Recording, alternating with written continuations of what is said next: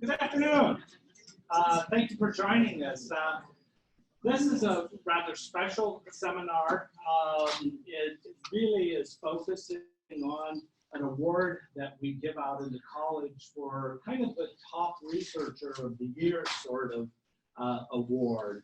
This is the Alex and Jesse C. Black Award for Excellence in Research. And I'm going to read this so I don't lose the thread here. But this award honors and recognizes a tenure-track faculty member in the College of Agricultural Sciences whose significant accomplishments include exceptional and original agricultural research conducted at Penn State.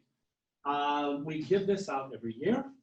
It's really an honor to receive the Black Award, but it's also a great honor to give it to a good friend of mine as well.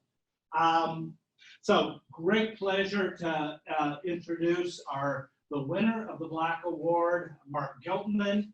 Mark needs no introduction to this group. Mark, when did you come to Penn State? I have 1991. I can tell him.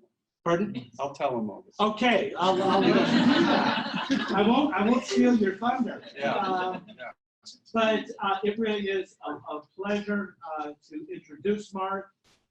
He is very much deserving of this award, and we're interested, since he's going to tell you all about his background, then I'll let him go ahead and tell it instead of spoiling the surprise. Thanks. Mark. Thanks, Gary.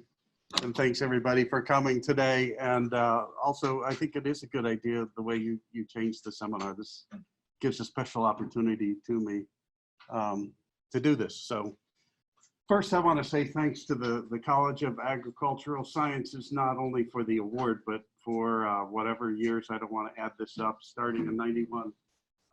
Amazing support in every way to make what I'm going to tell you possible.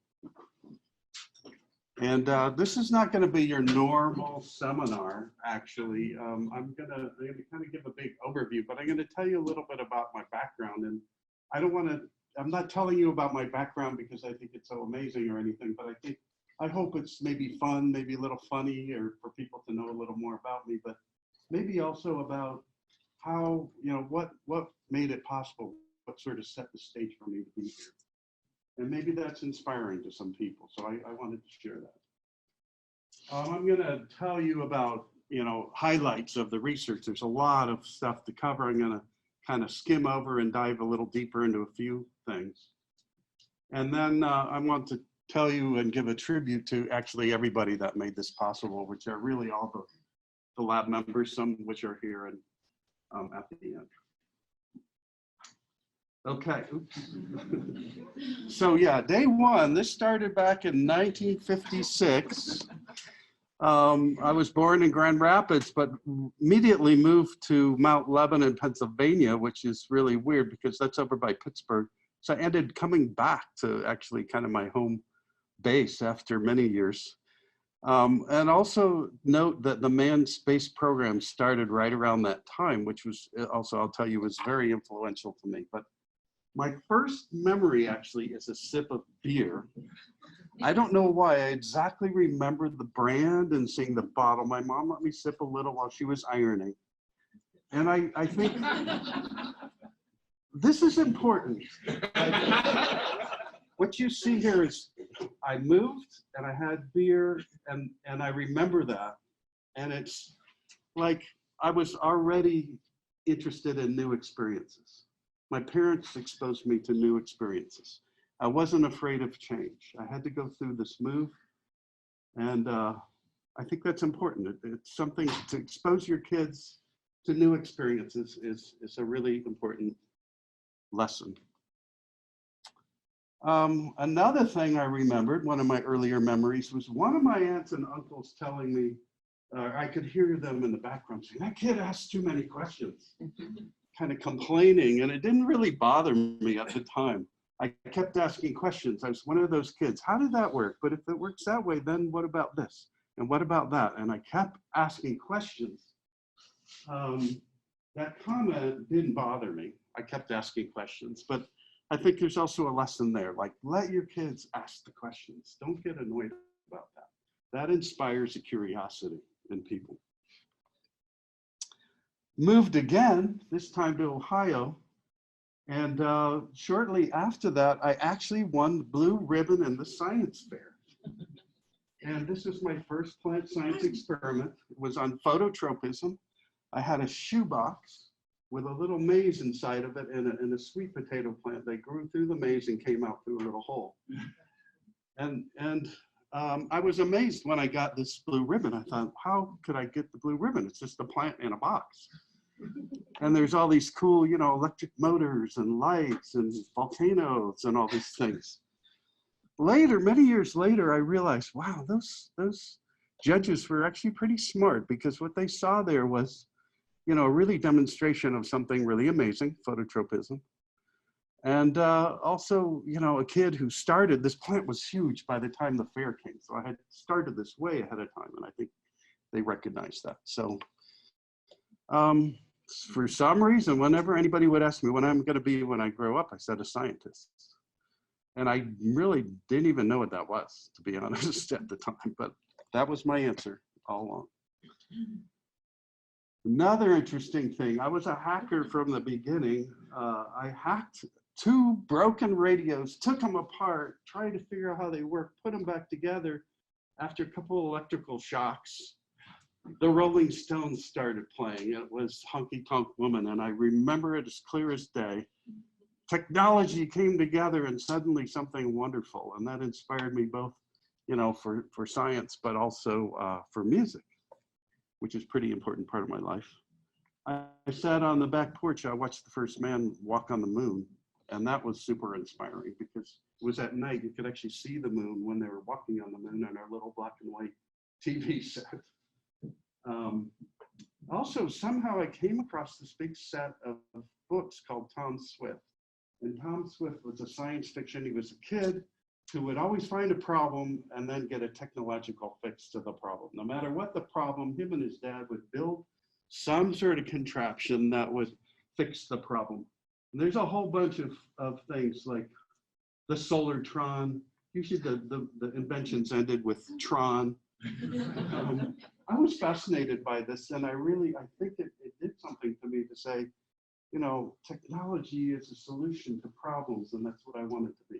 That's what I want to do. So expose kids to good books. Okay, moving on. Then we moved again. My dad was a businessman. We moved a lot. So I moved to Newport Beach, California. This is a whole nother story. So here I was a farm boy in Ohio. I moved to Newport Beach, California in the early 70s. Those of you that know about culture back in the 70s can imagine that was a pretty extreme change. That's another story. Hit me at a bar sometime with a beer and I'll tell you that story. But, when I was there, I got exposed to a lot of really cool things. I was living near the ocean, so I was surfing. We were sailing, scuba diving, and backpacking in the mountains up in Yosemite and all around California. And that's another thing that inspired me, you know, to nature, to be exposed to all that. And I think, you know, I really have to thank my parents for letting me get away with all the things I did during that time. One of the other things I did is I took an advanced biology class. I knew I kind of like biology. I decided to take this class because there's this girl in that class that I really wanted to get to know. That's really how this all started, to be honest. All right, and then I went to college at Humboldt State. Humboldt State is way in Northern California, up in the redwood trees, and we would just walk into the forest and learn about botany. I have to be honest, the reason I went to Humboldt was it was the furthest in-state tuition college from my parents in California at the time, but it turned out great because I fell in love with botany here. And you can see the redwoods, the ferns, the mosses, the fungi. We learned it all. We had really a classic botany department, which was amazing. I decided after that to work for the Forest Service right there in Arcata. And that was also a really great experience, learning how to do research. And I decided, okay, I'm ready for graduate school now. So I think, you know, the lessons here are kind of getting exposed to a lot of things about nature and science. And my parents gave me the freedom to explore all that. I got to thank him for that. So when I went to UC Irvine, I just stumbled on this. It was really lucky. There's a Center for Developmental Biology there. And that is a field that basically at the time was, world leaders in trying to understand when an egg gets fertilized by a sperm, what happens? How does that cell divide? How does it form an embryo? How does that form the tissues of an organism? And back then, a lot of this was theoretical. We were talking about things like diffusible gradients, growth, promoting substances, demonstrating these by different, very simple experiments, and recombinant DNA was just born at that time. So the first genes were starting to be cloned, and we were working in Drosophila and finding genes for development. And it was really kind of an amazing time to be in California in the UC system when recombinant DNA was just coming of age. So one of the other things that happened during that was I met Dr. Jeff Shell. He's a professor at the Max Planck Institute. He was one of my heroes. He is one of the discoverers of Agrobacterium tumefaciens and the mechanism of tDNA transfer and the developer of using Agrobacterium for genetic transformation. And my boss said, just go meet him. So I was at a meeting and I just went up to him and talked to him. He said, just come to my lab in Germany. I spent 4 months and I learned how to transform plants. This is in the first year, actually before the first papers ever came out for transgenic plants. And that changed my life. Ever since then, I've been using that technology for research and applications. So I think a lesson there is, meet your heroes, talk to your heroes, go and see if you can work with them. They can really help you a lot. So off to postdoc years. Actually, within a week of graduating from my PhD at Irvine and then moving to Texas A&M, we squeezed in having a baby, my daughter Jenna. And at Texas A&M, I worked for Tim Hall. The first day there, I got interviewed by a biotech company and ended up moving to a biotech company in Lyon, France after a year. Basically, when I started working and focusing on gene regulation, it was when you study developmental biology and then you start doing molecular biology, it's sort of like a rabbit hole. You just keep going deeper and deeper, but what regulates this and what regulates the next level? So we decided to focus on seed development and looking at genes that are highly expressed in seeds and try to understand what are the mechanisms that control seed development. At Rome Poulenc, I started doing just basic genetic mapping for breeding. When I got to North Carolina, I worked with Ralph Cutrano, continuing focus on seed development, and this kind of launched me to the job here. So it was a really good interview, and I got the job here in 1991. Impeccable timing. Also had another child, Gavin. My son Gavin was born right at that time, right before we got here, and started at Penn State. And went through, the process to get tenure. I just was doing what I loved, and honestly, I didn't even read the book about like what you have to do to get tenure. I just did what I loved and just kept pushing forward. A couple of big things happened during that time. One, we got a really nice grant to build Greenhouse J. If you haven't seen Greenhouse J, it's just down here.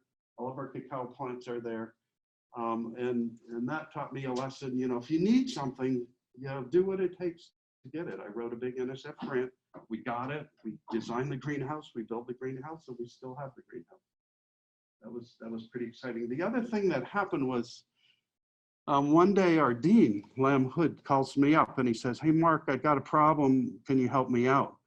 And I'm like, okay, I'm going for tenure, and about a year from now, what am I going to say? Yeah, of course. Well, the director of the cocoa program is leaving, and we need somebody to take it over. And I thought, oh my, that's kind of a strange thing. Who would work on cocoa trees? I'm working on Arabidopsis and a few other plants. But okay, yeah, of course I'll do it. And I took that. And during that time, as you'll see, I fell in love with that system. Okay, so just going to give you a few of the highlights over the years. And when I first started here, coming out of North Carolina, the first 9 years really focused on, again, the regulation of gene expression. We were interested in how do genes get turned on and off at the right time in the right place in the right level? Exactly what is the mechanism of that? And the system we were working on is ABA regulated gene expression. And a postdoc in North Carolina and we had discovered that there was a 55 base pair sequence element. You could take that and put it on any gene and that gene will become ABA regulated. So there's an ABA response element. It's a transcriptional enhancer element, part of a gene. Not only that, we discovered this really amazing protein that you see here. This is EMBP1. It's a BZIP transcription factor. It's a beautiful protein. It binds as a dimer. It wraps around the DNA. It recognizes the sequence, in this case, the ABA regulatory element. When it binds to it, it can interact with other transcription factors and turn that gene on very powerfully. And we were doing really cutting edge stuff. I was working with Jerry Workman, who was a guy in our biochemistry department, and we were actually studying how histones and the nucleosomes wrap around this enhancer element and how actually chromatin structure was involved in regulating this gene. That's the level of detail we were getting at, actually ionic interactions between DNA and proteins and how that regulates gene expression. Getting pretty deep into the rabbit hole. Also collaborated with a few people around here with Dan Cosgrove. We isolated the first expansin gene, and that's a whole field of science now. Also with Charlie Boyer and Jack Shannon, some of you know them. They were scientists here back when I started. And actually, this is a long history, about 30 years of corn breeding that was going on at Penn State, mainly along the lines of sweet corn. And we decided we were going to clone these genes and study the molecular genetics of these sweet corn phenotypes, which turned out to be actually related to Mendel's wrinkled pea. So this research actually goes all the way back to Mendel. We cloned these genes from corn, we isolated. This is a very long project. You can see, I think, about 15 years of funding from the Department of Energy. And pretty much we completed that story. We got all the genes, we figured out what they all do.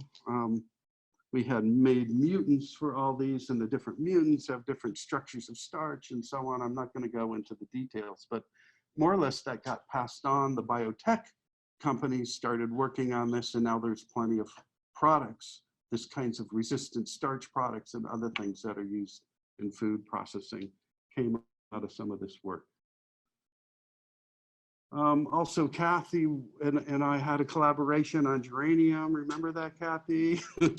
We had a student together back then, and also was working with Ciela Maximova on apple. We actually got a regeneration and a transformation system for apple. And I think what you see here is when I came to this department and to this college, I transitioned from a very basic scientist studying DNA binding proteins to more applied. And I was trying to balance my portfolio of research and fit better into the College of Ag, and I appreciated more what we could do taking molecular biology to the fields. You can see that transition there. I also got a chance to go to Africa. This is from my first trip to Africa. We were driving, it got late. I just said, look at that village, could we stop over there? And I met these people, they were cocoa farmers. They'd never seen a flashbulb before. I'm not sure they've ever seen a white person before. They were amazed. They were so nice to me. I actually have a glass of the worst tasting palm wine I've ever had. But the kids loved the flashes. And I was there thinking, oh my gosh, this is so amazing. We're in the middle of nowhere. These people grow cacao. They have so much that I could learn from them. Maybe we could help them. And that's really clicked off in my mind how we could use biotechnology and genetics research to help farmers like this. So I'm going to focus from here on cacao. Gradually, those other projects have ended. That's another take-home message here. Sometimes you have to learn when to give something up that you love.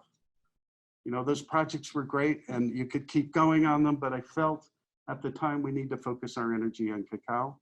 And also the companies or other people have, you know, taken from where we left off on those projects. So it's hard to give up a really good project, but sometimes you have to do it. So, oops.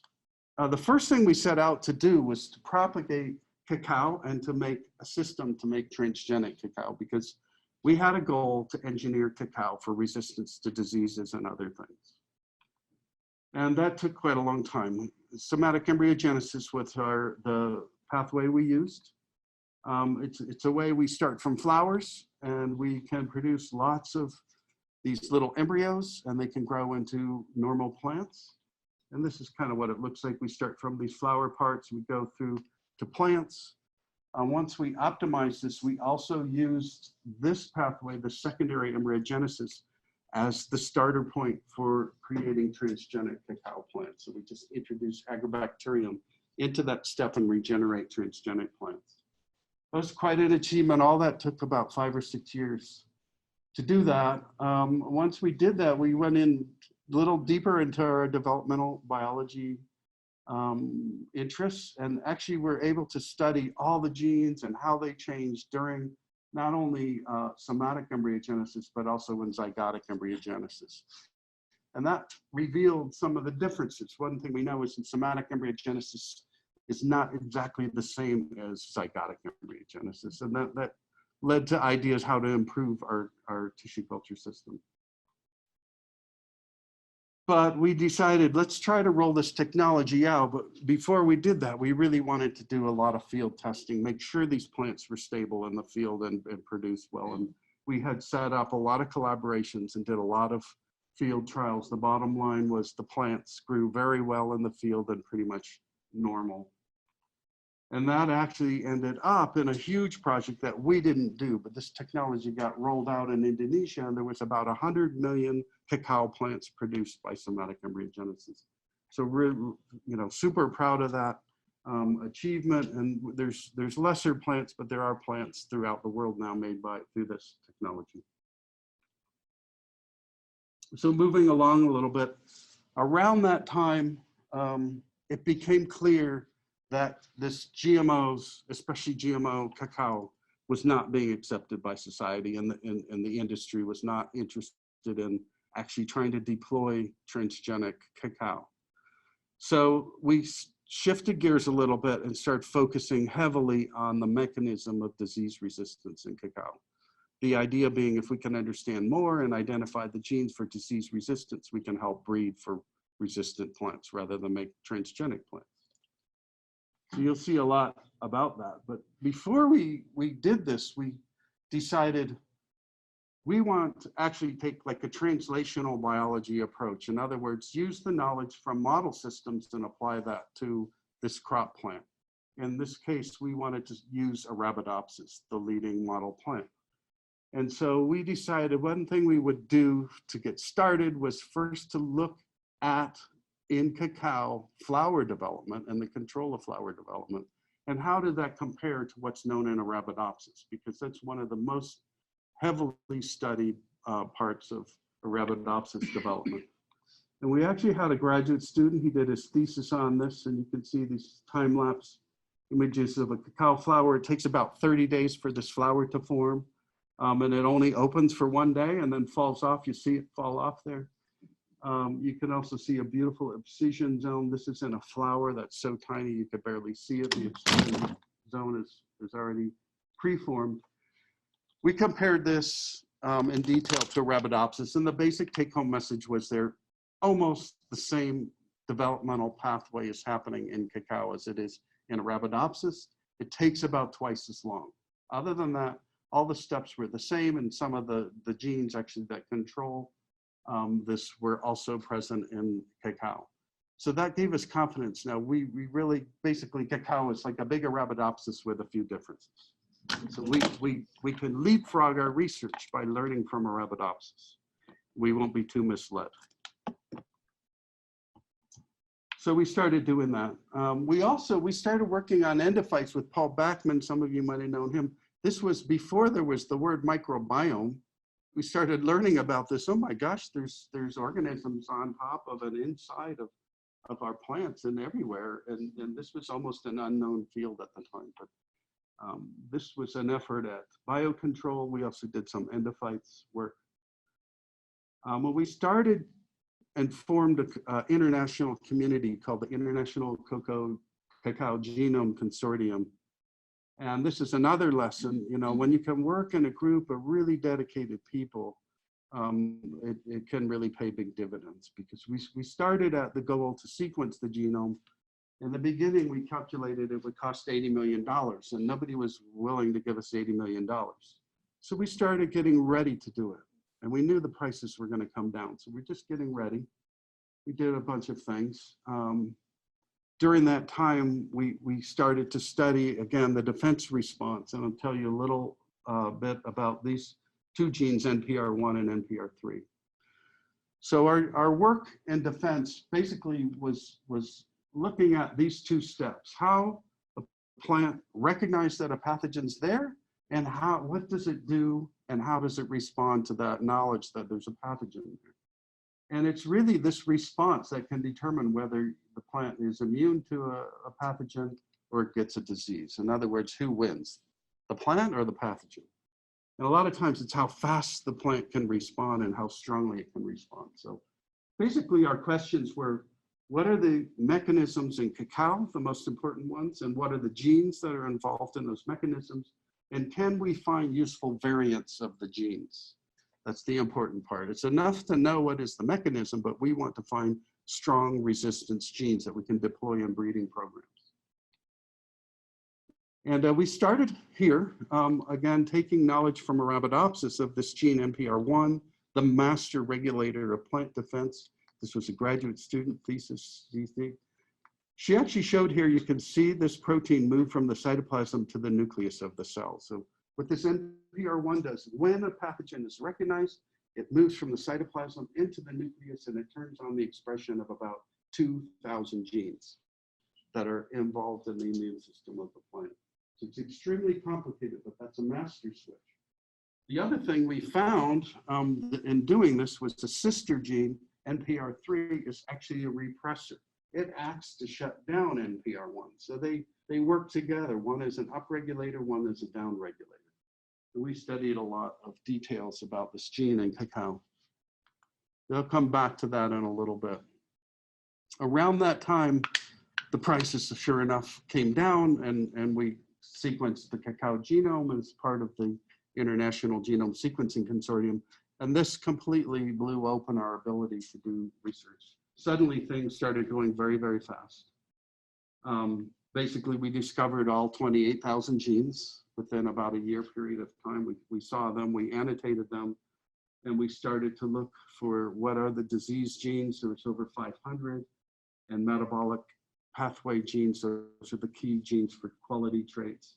And a lot of details about the genome began to emerge, and our ability to work with these genes went skyrocketed. What we could do in 5 years, we could now do in a few months. For example, Andrew Pfister, who was a graduate student, he studied all of the pathogenesis related genes in cacao. It turns out to be 359 of them. Many, many copies of some of these genes. For example, the chitinase genes, there's at least 45 of them. They're not all created equal. Some are expressed in different places and at different levels, and now we know all the details about that. And we were able to measure all the expression of all these genes in microarray experiments. We also sequenced the genomes of the major pathogens of cacao. Now, all that's out there, those are all the fungal and oomycete pathogens sequences. We were part of collaborations to do that. And we're using that in part of our studies of plant pathogen interaction. You have to also know what's on the pathogen side. What are the genes the pathogen uses to attack the plant, as well as what is the plant using to defend itself. And again, yeah, we did another study on endophytes. This is again before there was the microbiome word, but we were studying foliar endophytes. Actually, these were fungi that live on the leaves of cacao, and we could show that these fungi change the physiology of a plant in a way that it becomes more resistant to pathogens. And we had, besides disease resistance, another major focus, and that is the seed quality traits. And there's a lot of things that go into a seed quality trait. The sugars that are around the seeds, the terpenes, lipids, flavonoids, proteins, starches, alkaloids, and other things that are in the seed that all contribute to the various qualities of this seed. That is sort of the potential to make cocoa beans and chocolate. So for a farmer to get a good price for his cocoa beans, he has to have good quality. And we thought, well, it's interesting to study the whole mechanisms of all these pathways leading to the quality traits so that we can help breed for better plants with specific traits. And a couple of the areas we worked on lipids. This is a really fun part. Yufan Zhang was a graduate student in the lab. He actually studied all the genes in the lipid pathway, but one in particular that he found, the SAD gene. I like to call it the gene that makes chocolate melt in your mouth, not in your hands. Because this gene actually, and he showed this in a very elegant way, carries out this reaction that changes stearic acid to oleic acid. And it makes a dramatic, this is one hydrogen bond that bends a little bit the shape of this lipid and radically changes the melting point of that molecule. And cocoa, chocolate, actually this is a good time maybe, Lena, to pass out some chocolate. As you will find out in a minute, melts exactly at the human body temperature. And that's one of the reasons why it has a wonderful mouthfeel and a great flavor. So this was the gene that makes it melt in your mouth, not in your hands. We also work with a lot of scientists from developing countries, and this is Nicholas Nimignac from Cameroon. He came here and did an elegant study on proteomics of cacao seed development. We found lots and lots, thousands actually, of proteins we didn't know were there, including ones like talmatin is a sweet protein that's in cacao seeds. We also studied the flavonoid pathway, and flavonoid pathway, you can see here, it's really complicated. At the bottom, you have the tannins, and there's about 32 genes that control this pathway. And Yi Lu studied this. She studied not only the transcription factors that regulate parts of this, but also the enzymes that carry out these reactions. So now we know exactly which genes control and also are the enzymes that do this. We actually use tobacco as a model system for this. We put the cacao genes in tobacco, that changes the color of the flowers because the competing with the anthocyanin pathway. We also had a visiting scientist from Colombia that's actually studying how to grow cacao cells in tissue culture to create flavonoids. So this is like the equivalent of lab meat. Maybe this is lab chocolate, I don't know. It doesn't taste like chocolate yet. These are cells full of flavonoids, and actually looking at how light regulates the expression of genes and changes flavonoid pathway in these beautiful bioreactors. And then we came to about, well, I mean, this started maybe in 2015, but we published in 2018 on the first gene editing of cacao. And we use Cas9 and CRISPR. I'll show you just a little bit of this. Basically, that NPR3 gene I told you about, that was a repressor of the defense pathway. What we want to do was see if we disrupt this gene, will we de-repress the defense pathway? Will it become constitutively activated, somewhat immunized against disease? And we used Cas9 to do that, and amazingly, it gave perfect, precise excision, exactly how we designed these primers. And here, I'm just going to show you very quickly. This is a Cas9 mutagenized plant. This is a control. You can see the lesions are much smaller in these plants. So actually, it did work to upregulate the defense pathway and resist infection by this pathogen in this test. Now we have plants. These are the world first gene edited cacao plants.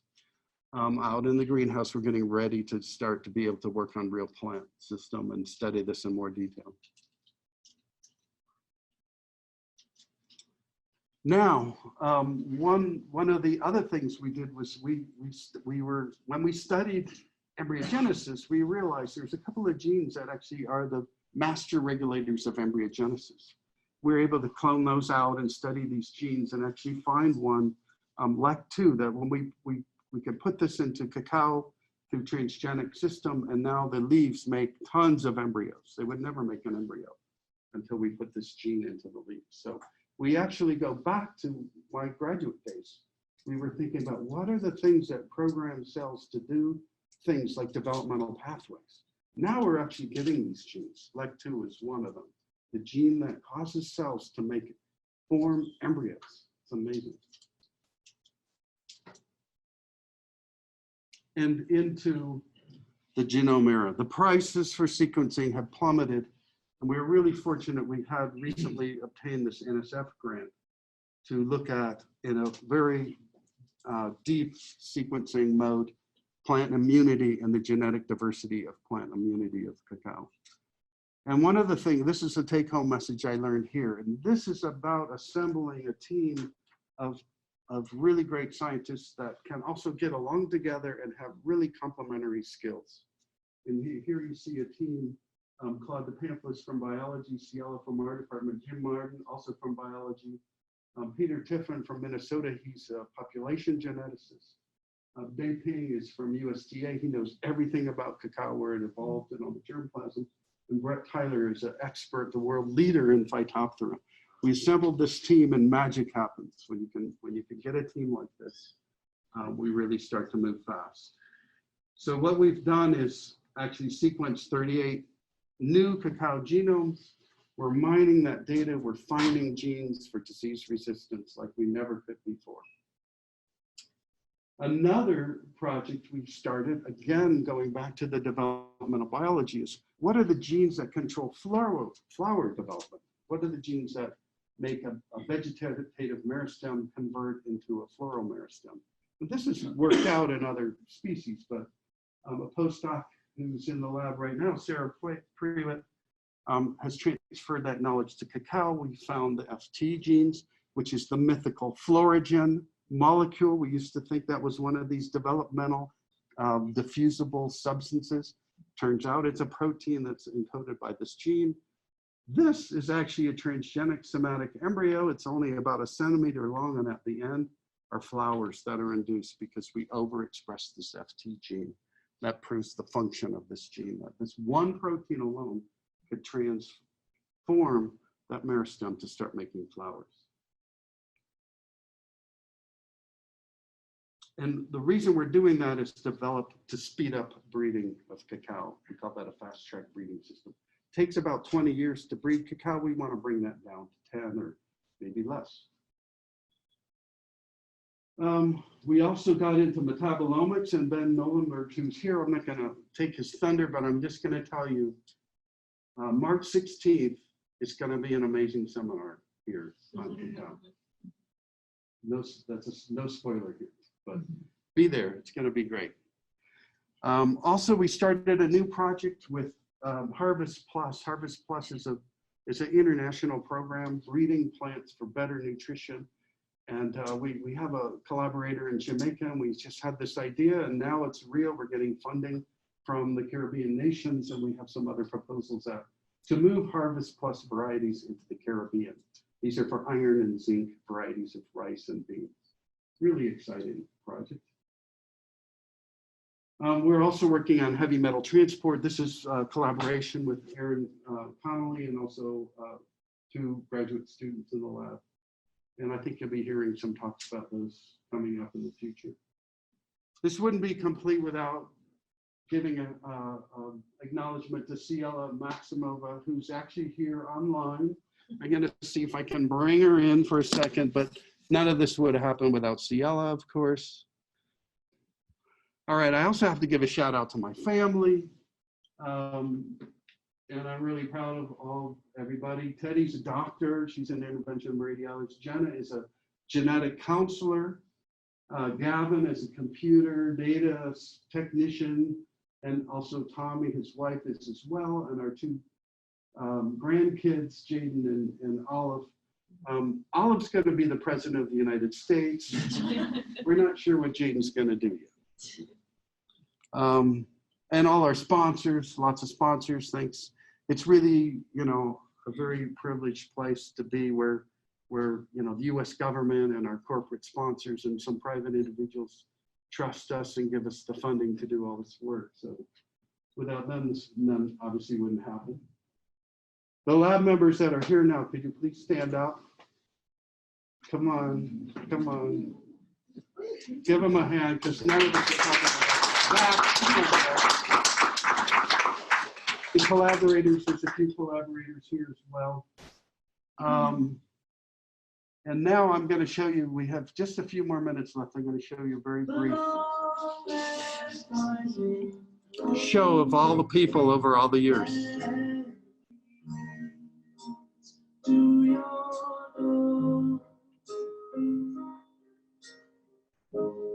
Will never disappear.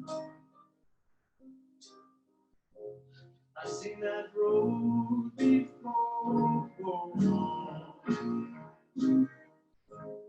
It always leads me here. Lead me to your door. The wildest wind is running, that the rain washed away. Even the lion gets into the act. Crying for the day. We got beat up pretty bad in dodgeball.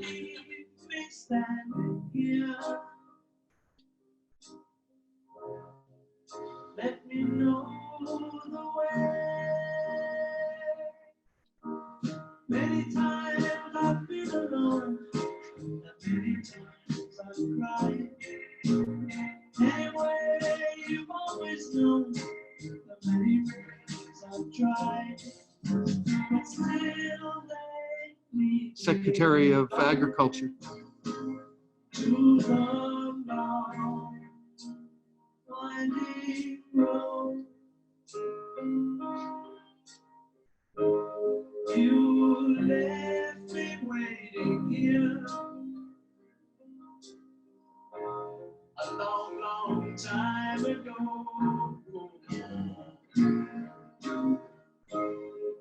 Don't keep me standing here. Lead me to your door.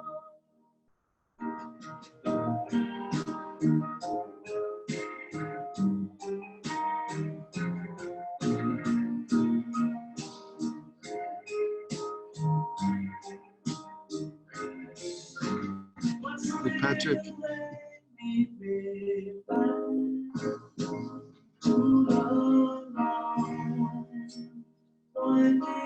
From Ivory Coast, Colombia, Peru, Costa Rica.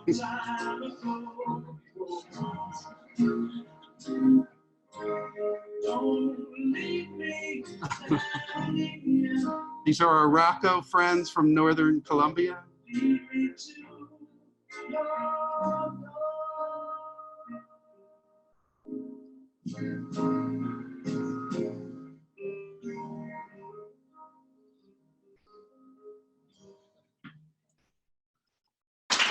Thank you.